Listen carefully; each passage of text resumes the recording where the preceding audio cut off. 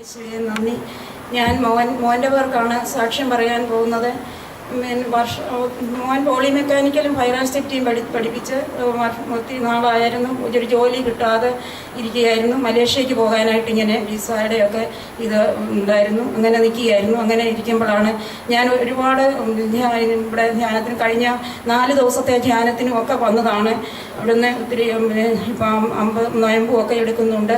എങ്കിലും എനിക്ക് ഇപ്പം ഇവിടെ പുള്ളിക്ക് ജീവിത പങ്കാളി വർഷങ്ങളായിട്ട് കുമ്പസാരമില്ല, കുർബാന ഇല്ലാതൊക്കെ ജീവിക്കുകയായിരുന്നു.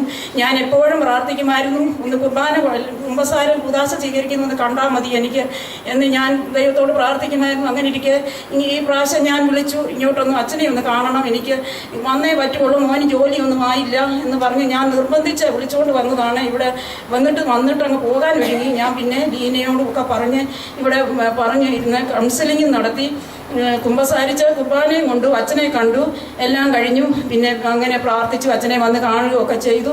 ഏതായാലും പിറ്റേ ദിവസം തന്നെ വിസ വരികയും ചെയ്തു.